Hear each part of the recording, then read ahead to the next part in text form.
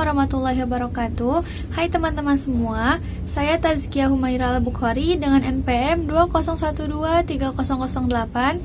Pada kesempatan kali ini saya akan membahas dan menjawab beberapa pertanyaan dari mata kuliah Teori Ekonomi Makro Islam. Mari kita mulai ke pertanyaan yang pertama.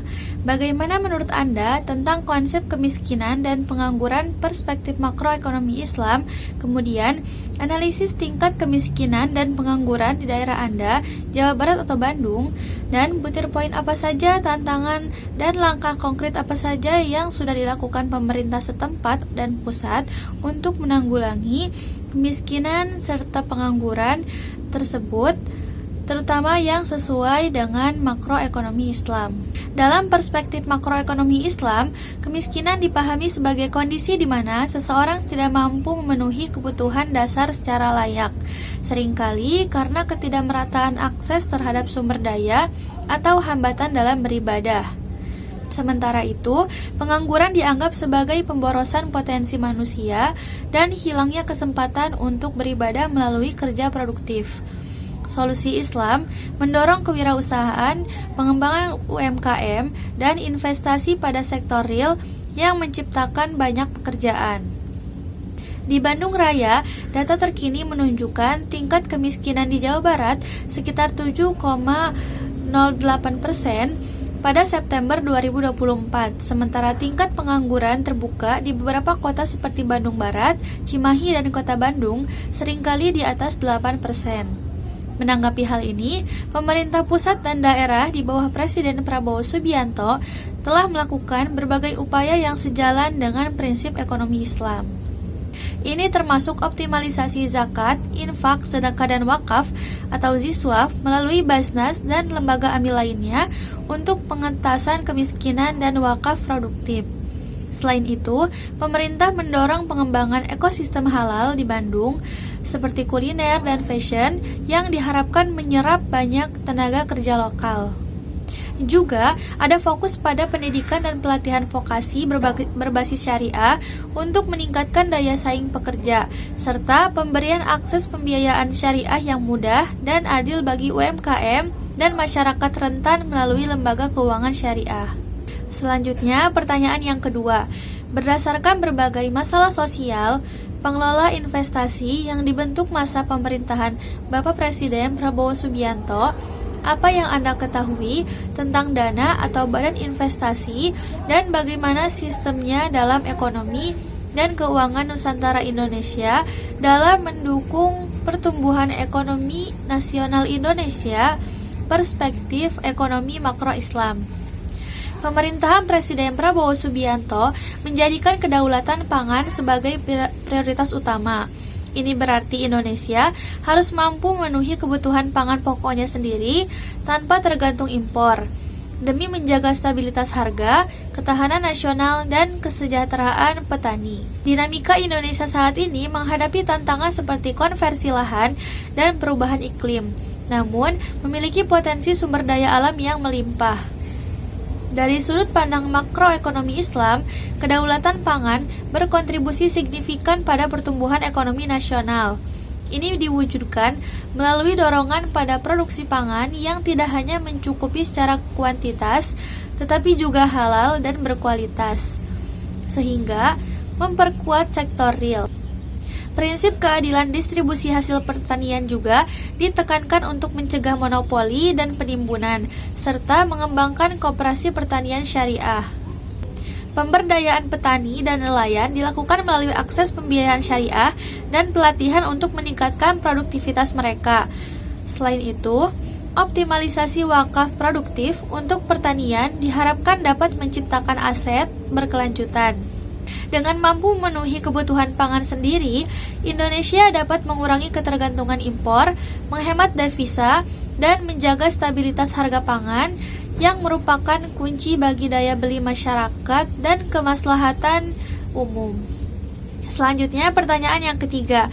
Jelaskan 3 indikator kemajuan ekonomi makro Islam di Indonesia dan analisis bagaimana prospek perkembangan ekonomi makro Islam di Indonesia dengan perbandingan dengan negara-negara berpenduduk mayoritas Islam lainnya di dunia.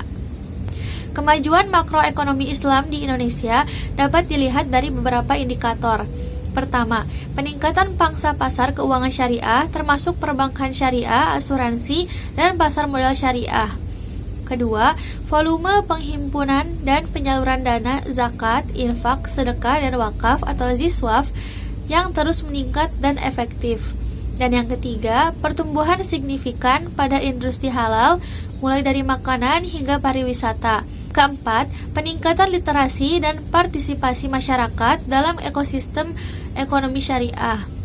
Indonesia juga seringkali menempati peringkat atas dalam indeks pembangunan ekonomi Islam global didukung oleh regulasi dan kebijakan pemerintah yang pro pengembangan ekonomi syariah. Dengan populasi muslim terbesar di dunia dan dukungan pemerintah yang kuat melalui Komite Nasional Ekonomi dan Keuangan Syariah atau biasa disingkat KNEKS, Indonesia memiliki peluang yang sangat cerah untuk menjadi pusat ekonomi syariah dunia. Potensi ini diperkuat oleh inovasi dan digitalisasi dalam fintech syariah serta peran aktif Indonesia dalam organisasi kerja sama Islam untuk standarisasi halal dan harmonisasi regulasi. Indonesia berpotensi besar menjadi pemimpin dalam ekosistem ekonomi syariah global yang komprehensif. Dan kita masuk ke pertanyaan yang terakhir, yaitu akhir-akhir ini tersiar berita konflik di Timur Tengah, terutama negara Israel dan Iran dengan berbagai konflik lainnya yang menyertai. Apakah Anda analisis pengaruh peperangan tersebut terhadap makroekonomi Islam dunia, terutama dampaknya terhadap negara Indonesia? Konflik di Timur Tengah, khususnya antara Israel dan Iran, menimbulkan dampak serius pada makroekonomi Islam dunia.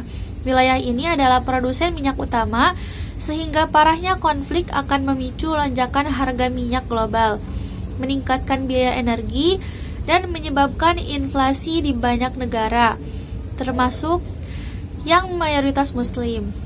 Hal ini mengganggu stabilitas ekonomi dan daya beli masyarakat. Selain itu, gangguan pada jalur pelayaran vital seperti Selat Hormuz akan merusak rantai pasok global, menaikkan biaya logistik, dan menghambat perdagangan internasional termasuk produk halal.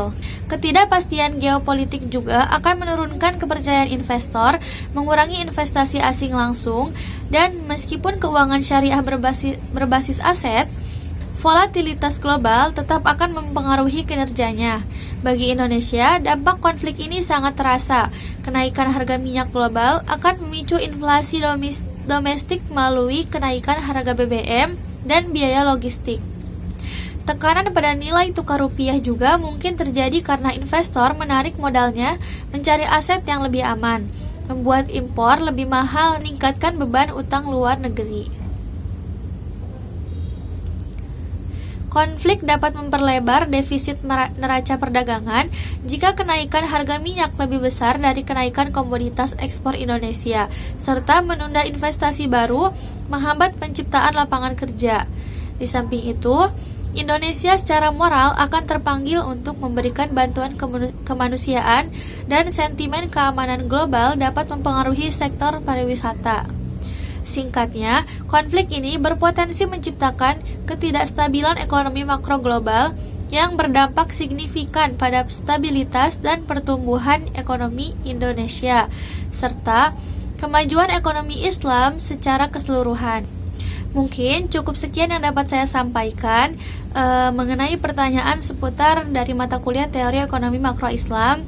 Mohon maaf bila masih terdapat banyak kesalahan kata. Sekian. Wassalamualaikum warahmatullahi wabarakatuh. Terima kasih.